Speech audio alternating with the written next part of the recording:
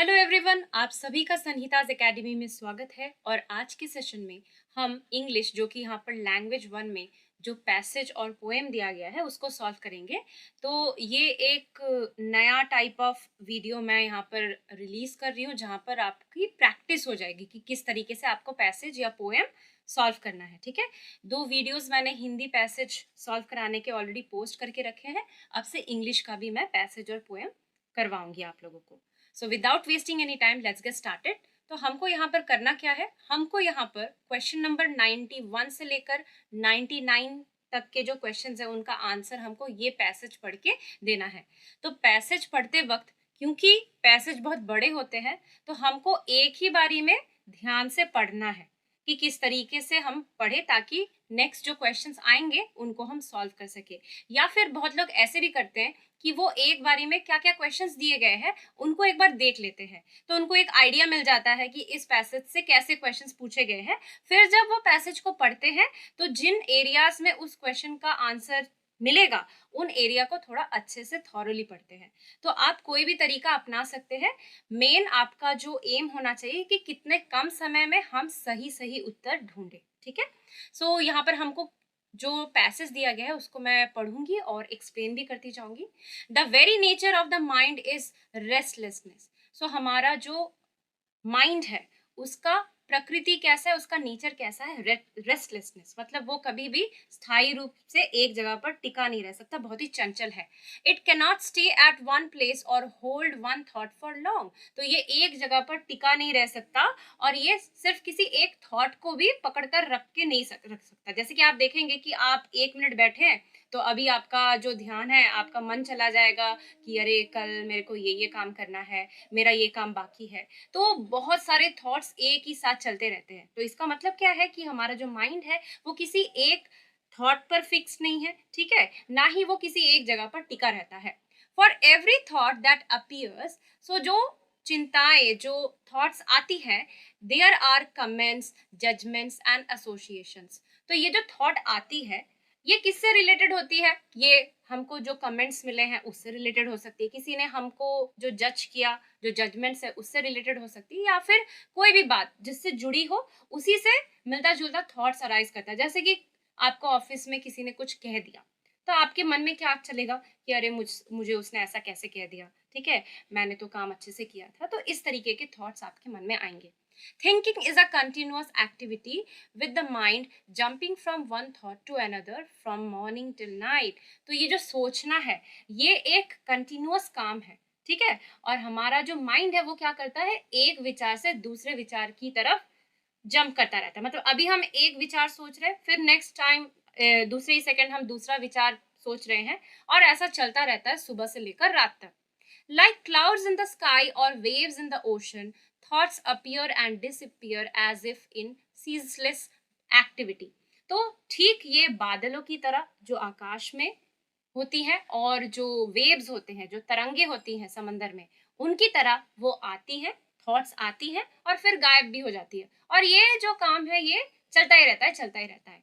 However, all thoughts that pass through our mind do not affect us।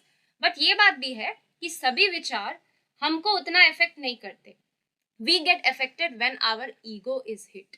तो हमको कब उसका प्रभाव होता है, किसी भी विचार का प्रभाव हम पर कब पड़ता है, जब हमारी ईगो वो हिट होती है, ठीक है, उस पर प्रहार होता है। Then the mind whirls and creates a tornado of restlessness within. तो फिर क्या होता है, जब हमारी ईगो हर्ट होती है, ईगो पर प्रभाव पड़ता है, तो क्या होता है, हमारा जो मन है वो टोर्नेडो की तरह विचार्स बनाने रखता है, क्या, और वो एकदम रेस्टलेस हो जाता है।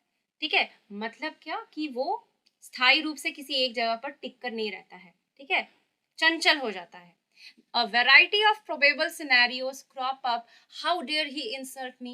What does she think of herself? Where I am not respected, I will not go. If he speak thus, I will reply so, and so it goes on and on। तो किस type के विचार आते रहते हैं कि वो, उसकी हिम्मत कैसे हुई मेरे को बेइज्जत करने की, वो कैसे अपने बारे में ऐसे सोच सकती है, जहां पर मेरा सम्मान नहीं है मैं वहां पर नहीं जाऊंगी। इफ ही स्पीक्स दस, अगर वो इस तरीके से बात करेगा तो मैं भी इस तरीके से उत्तर दूंगी। और इस टाइप के विचार आपके मन में क्या करता है, एक स्टॉर्म जैसा सिचुएशन क्रिएट कर देता है। We have an inbuilt filter in our mind, so हमारे अंदर एक पहले से ही एक फिल्टर है हमारे माइंड में, which chooses the types of thoughts और subjects that we like to brood upon, जो कि ये चयन करता है कि किस टाइप के थॉट्स को हम बार बार सोचेंगे या किस टाइप के विचारों को हम बढ़ावा देंगे।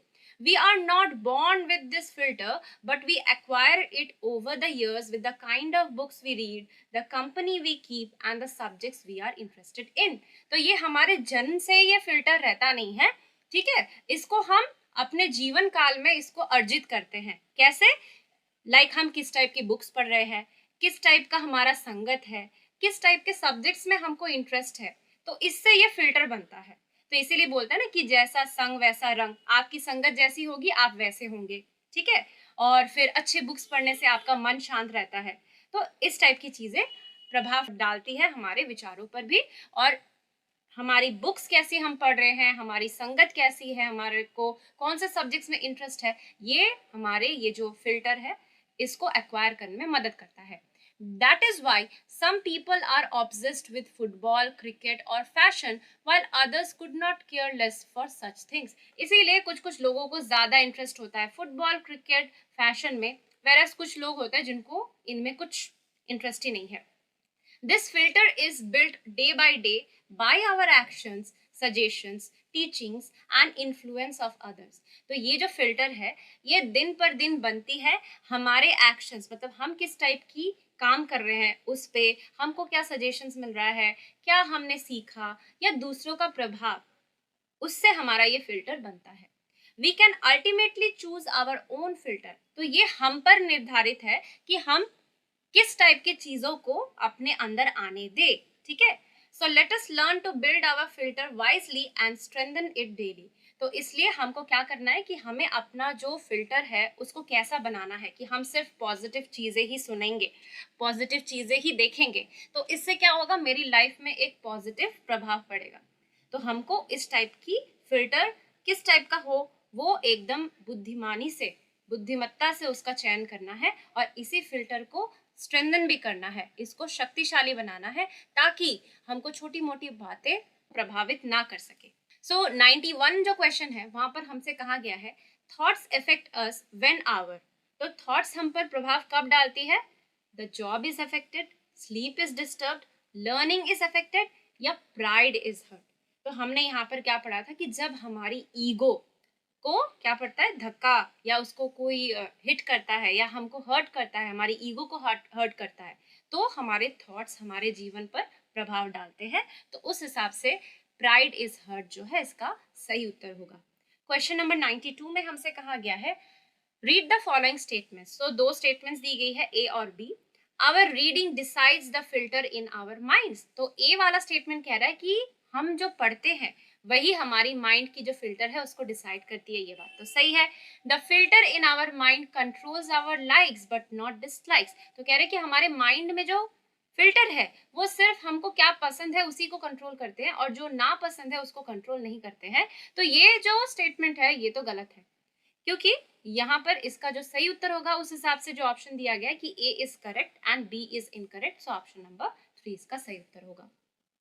क्वेश्चन नंबर 93 में हमसे कहा गया है कि which of the following statements is incorrect. So इनमें से जो गलत स्टेटमेंट है उसको हमको ढूंढना है।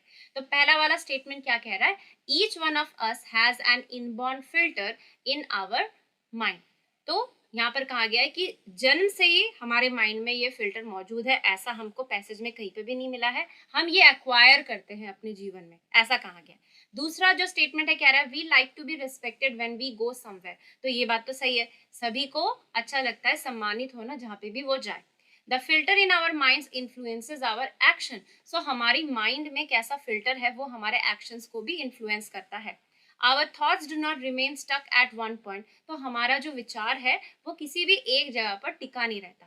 तो 2, 3, 4 जो स्टेटमेंट है ये सही है, बट पहला वाला स्टेटमेंट जो कह रहा है कि हम जन्म ही लेते हैं ये हमारे माइंड में फिल्टर के साथ, ये गलत है, ये हम अपने जीवन काल में अर्जित करते हैं, ठीक है। क्वेश्चन नंबर 94 में हमसे कहा गया है which part of speech is the underline word in the following expression. So यहाँ पर बट वी गेट अफेक्टेड, तो अफेक्टेड का जो पार्ट ऑफ स्पीच है वो क्या होगा, तो वो होगा प्रभावित होना, मतलब क्या हो रहा है, ये वर्ब है, ठीक है। सो इसका उत्तर होगा वन वर्ब। ये एडजेक्टिव नहीं है, ये एडवर्ब भी नहीं है, ये पार्टिकल भी नहीं है। आगे बढ़ते हैं नेक्स्ट क्वेश्चन की ओर। यहाँ पर हमसे कहा गया है which part of speech is the underlined word in the following expression. So यहाँ पर हमसे कहा गया कि ये जो एक्सप्रेशन दी गई है, it can not stay at one place, ये किसी भी एक जगह पर टिक कर नहीं रह सकता। तो ये जो वन है, ये पार्ट ऑफ स्पीच ये कौन सा है, डेटर्मिनर है, प्रोनाउन है, फिर पार्टिकल है या एडवर्ब है। तो इसका जो उत्तर होगा ये होगा ऑप्शन नंबर वन, ये डिटर्मिनर ऑफ क्या होता है, ये जो नंबर्स बता रहा है वन, तो वन प्लेस, एक जगह पर टिक कर नहीं रह सकता, तो डिटर्मिनर होगा। क्वेश्चन नंबर 96 में अगर हम जाते हैं, 96 में हमसे कहा गया है as if in ceaseless activity the word ceaseless means. So यहाँ पर सीजलेस का मतलब क्या है कि ये चलता ही रहता है, चलता ही रहता है, राइट। तो इसका उत्तर क्या होगा, it is a continuous activity. तो ऑप्शन नंबर टू जाएगा इसके साथ, परमानेंट तो नहीं है, ये चलता ही रहता है, चलता ही रहता है, तो इसलिए इसका उत्तर होगा कंटिन्यूअस। आगे बढ़ा जाए तो यहाँ पर हमसे कहा गया है creates a tornado of restlessness, मतलब ये क्या करता है, हमारे अंदर एक क्या बोले, टॉर्नेडो जैसा क्रिएट करता है, ठीक है, हम अशांत से हो जाते हैं। The word tornado here means waterfall, confusion, storm या फिर मिक्सचर। सो टॉर्नेडो क्या होगा, इसके साथ बेटर क्या जाएगा, स्टॉर्म। ये एक स्टॉर्म की तरह हमको अशांत कर देता है। नेक्स्ट क्वेश्चन में हमसे कहा गया है thoughts are compared to. So thoughts को किसके साथ कंपेयर किया गया है, थॉट्स को कंपेयर किया गया है कमेंट्स के साथ या जजमेंट्स के साथ या एसोसिएशन के साथ, तो ये तो नहीं है। ये कहा गया था कि थॉट्स जो हमारे मन में आते हैं उसका सोर्स क्या है, वो कोई कमेंट हो सकता है, जजमेंट हो सकता है, एसोसिएशन हो सकता है, बट उसकी तुलना किससे की गई थी, उसकी तुलना की गई थी clouds in sky and waves in ocean के साथ। तो उस हिसाब से यहाँ पर क्लाउड्स जो है उसका सही उत्तर होगा। क्वेश्चन नंबर 99 में हमसे कहा गया है the process of thinking continues from. So ये जो सोच विचार का जो काम है ये कब से कब तक चलता रहता है, ये चलता रहता है मॉर्निंग टू नाइट, जैसा कि इस पैसेज में कहा गया है। अब हम क्या करेंगे, अब हम एक पोएम पढ़ेंगे, ठीक है। सो यहाँ पर हमसे कहा गया है read the poem given below and answer the question numbers 100 to 105। सो यहाँ पर हमको 100 से लेकर 105 जो क्वेश्चन है उनका आंसर करना है और हमको जो मोस्ट अप्रोप्रिएट या जो सही उत्तर है उसका चयन करना है। तो यहाँ पर हमको एक पोएम दी गई है जो कि सोनेट 73 है। सोनेट 73 ये विलियम शेक्सपियर उनके द्वारा लिखी गई है। तो चलिए पढ़ते हैं इस पोएम को। That time of year thou mayst in me behold, when yellow leaves or none or few do hang upon those boughs which shake against the cold, bare ruined choirs where late the sweet birds sang। तो यहाँ पर क्या कहा गया है कि जब आप मुझे देखते हैं तो आपको वर्ष का वो समय अवश्य दिखाई देता है जब ठंड में कांपती पेड़ों की शाखाएं पर पीली पत्तियां या थोड़ी बहुत पत्तियां या कोई भी पत्तियां ना हो, ये तुमको लटकती हुई दिखेगी। मुझ में आप सुनसान चर्च गायन मंडलियों को देखते हैं जिनमें गाने वाले पक्षी हुआ करते थे, बट वो अभी एक खाली और खराब अवस्था में हो चुकी है, ठीक है। इन मी thou sees the twilight of such day as after sunset fadeth in the west, which by and by black night doth take away, that's second self that seals up all in rest। तो यहाँ पर कहा गया है कि आप मुझ में गोधूली देखते हैं, दिन का वह हिस्सा जब सूरज पश्चिम में डूब जाता है और रात का अंधेरा धीरे धीरे हावी हो जाता है। रात मृत्यु का एक छायादार संस्करण है, क्योंकि मृत्यु एक दिन उन आंखों को स्थायी रूप से बंद कर देगी जो अभी नींद में अस्थायी रूप से बंद है। इन मी thou sees the glowing of such fire that on the ashes of his youth doth lie, as the deathbed whereon it must expire, consumed with that which it was nourished by। मुझ में आप बुझती हुई आग की चमक देख सकते हैं, जो मृत्यु शैया की तरह अपनी ही राख पर टिकी हुई है, क्योंकि आग अंततः उस लकड़ी के अवशेषों पर ही जलती है जिसने कभी उसे ईंधन दिया था। This thou perceivest, which makes thy love more strong, to love that will, which thou must leave ere long. आप ये सब देखते हैं और इसे देखने से आपका प्यार और भी मजबूत हो जाता है। तुम मुझे ये जानकर और अधिक प्यार करते हो कि मैं जल्द ही मर जाऊंगा। सो यहाँ पर क्वेश्चन नंबर 100 में हमसे क्या कहा गया है? The poets life today is like dash season. तो किस सीजन की तरह पोएट की जो लाइफ है वो हमको यहाँ पर इस पोएम में दर्शाई गई है। तो देखिए यहाँ पर क्या कहा गया था कि पेड़ों में येलो कलर की पत्तियां वो कुछ हो सकती है या फिर बिल्कुल भी पत्तियां नहीं है। तो ऐसा कब होता है? ऐसा होता है जब विंटर सीजन की ओर हम बढ़ते हैं। तो उस हिसाब से इसका जो सही उत्तर होगा वो होगा विंटर। क्वेश्चन नंबर 101 में हमसे कहा गया है in this season the branches have. So winter season में क्या होता है? विंटर सीजन में फ्यू लीव्स होते हैं या नो लीव्स होते हैं। तो यहाँ पर हमारे इस पोएम को पढ़कर हमको क्या दिखा है कि यहाँ पर कहा गया या तो थोड़ी पत्तियां हैं या फिर बिल्कुल भी नहीं है। तो ईदर 1 और 2 दोनों में से कोई भी सही है। आगे बढ़ा जाए तो क्वेश्चन नंबर 102 में हमसे क्या कहा गया है कि what did the branches of the trees enjoy earlier. तो जो ट्री की ब्रांचेस थी वो पहले क्या एंजॉय कर रही थी? तो उस हिसाब से यहाँ पर क्या क्या दिया गया है? A ruined group of singers, sweet songs of birds, bright light of the sun, darkness after the sunset. तो हमने क्या पढ़ा यहाँ पे कि दे वर एंजॉइंग और they used to enjoy sweet songs of the bird. तो उस हिसाब से इसका उत्तर जो होगा ऑप्शन नंबर 2 होगा। What does deaths second self stand for. तो यहाँ पर डेथ्स सेकंड सेल्फ किसको कहा गया है? Sleep that gives rest, a dying fire, ashes of one's youth, setting sun. तो यहाँ पर इसका जो उत्तर होगा वो होगा ऑप्शन नंबर 1, क्योंकि जब हम सोते हैं तो किसी भी इंसान को देखकर ऐसा ही लगेगा, मतलब वो अगर हमें देखेगा तो लगेगा कि हम शायद मर चुके हैं, क्योंकि उस टाइम पे हम एक मृत व्यक्ति की तरह ही दिखते हैं। That on the ashes of his youth doth lie, which figure of speech has been used in the underlined phrase ashes of his youth। ठीक है। सो 104 में जो हमको फिगर ऑफ स्पीच है उसको पहचानना है। तो अगर हम यहाँ पर देखेंगे तो देखिए ये एक मेटाफर है। मेटाफर मतलब क्या है कि यहाँ पर हम कंपैरिजन तो कर रहे हैं बट दो अनलाइक आइटम्स का। ठीक है, हम राख के साथ उसकी जवानी को कंपेयर कर रहे हैं, तो इसलिए इस टाइप के कंपैरिजन को हम मेटाफर में कंसिडर करते हैं। आगे बढ़ेंगे तो क्वेश्चन नंबर 105 में हमसे कहा गया है the theme of the poem is. So poem की थीम क्या है? The idea of death, the change of seasons, love या फिर सॉन्ग्स ऑफ द बर्ड। तो यहाँ पर हमने जब पढ़ा इस पोएम को तो यहाँ से जो थीम है वो क्या है? The idea of death. ठीक है, ये होगा इसका उत्तर। सो इसी के साथ मेरा आज का सेशन यहीं पर समाप्त होता है।